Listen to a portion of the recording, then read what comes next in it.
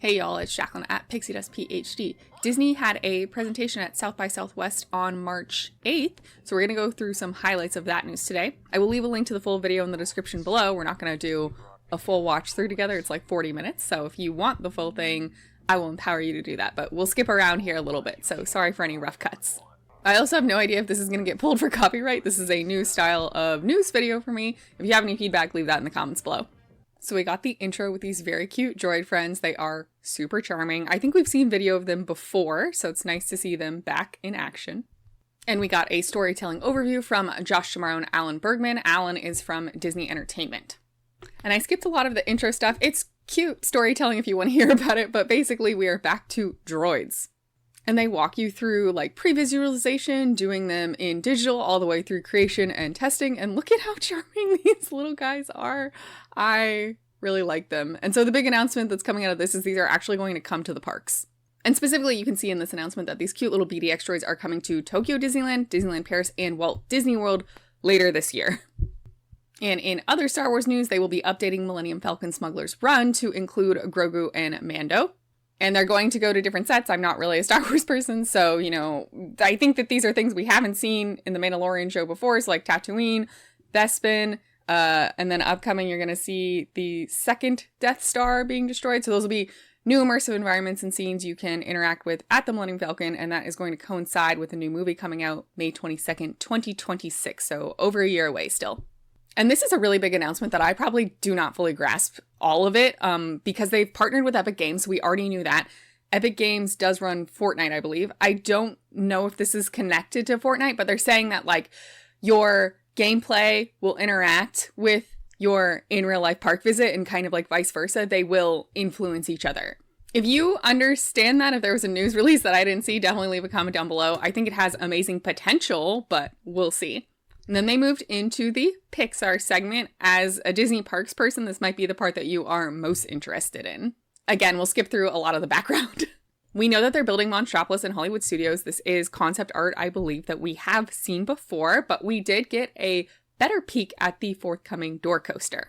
So instead of having a standard lift hill, you know, you clack, clack, clack, clack up to start the coaster, here is the previs that they showed us. You are going to load and then lift up, much like in the movie, to then go ahead and take off.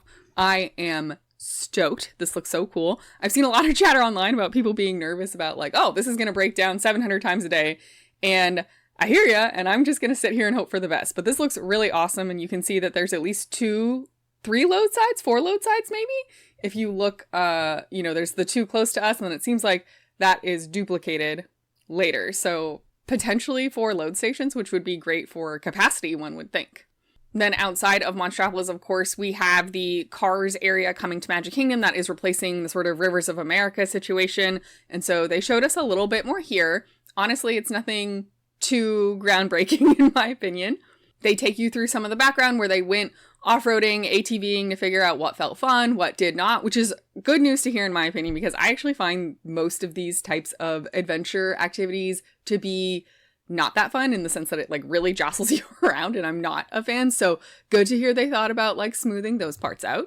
And then they built this custom dirt track with geometry similar to what they're thinking. It's not the final layout by any means. I wouldn't read into this too closely, but yeah, they're really testing it out in a real world environment, which is fun.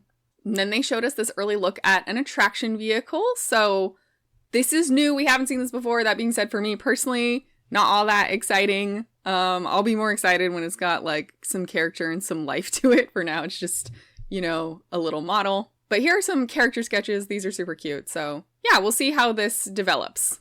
All right, then the final segment moves away from Pixar and we are at the MCU. I thought this part was actually really fascinating where Kevin Feige was saying how much he loves the mid-century language of Tomorrowland, and that actually directly influenced the new Fantastic Four film.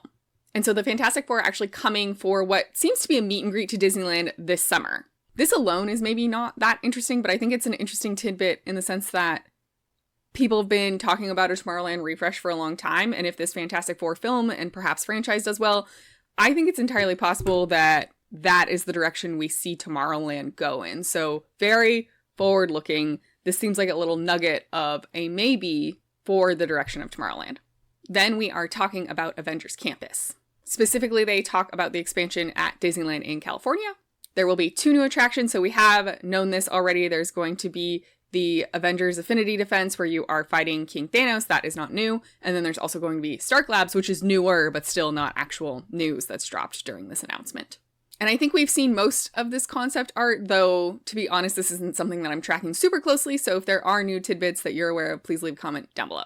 Now here's a neat look into Stark Flight Labs. So this is newer, I think, where you're actually seeing the seat, the vehicle, more of a visualization of what this ride will actually be. It looks like we're going to be on an arm and getting moved around. So that's, in my opinion, fairly similar to one of the Harry Potter rides at Universal in Orlando. I could be totally wrong, but we'll see. I am personally nervous about the vomit-inducing factor of that ride, but who knows. Then they have Robert Downey Jr. come out and say some words. He does note that 2028 is the 20th anniversary of the MCU, so I don't know if that's an Easter egg of a hint that they're going to be dropping something that year. I'm personally not holding my breath. And then they talk about how Tony Stark, the inventor, influences Stark Flight Lab and how having Robert Downey Jr. involved has really helped. And here again, we're getting some more previs look at the ride itself. And so the seat restraint, they're calling a gyrokinetic pod, which is certainly a name. It definitely hints at, there's going to be a lot of motion happening. So we'll see if that technology has been smoothed out. And then an arm is going to grab this pod, lift you. You can see the lifting happening kind of, on the sides here, these ones, all over. And then when the ride is done, it sets you down, the arm part lifts away, and then presumably you go to offload. And then they go on to talk about how the tech is really the story here rather than the story of the ride. So I find that bit a little confusing. It feels a little not Disney. The other thing that I'm having a hard time grasping is this does not feel tech-wise that new compared to, again, like the Harry Potter ride at Universal. Whereas like the Monsters, Inc. ride, at least for Disney, it is more unusual. I guess Disney doesn't have one of these like gyro arms yet, so fairly unusual, but I don't know. I am not as excited about this one personally, but it is neat to get this behind the scenes look.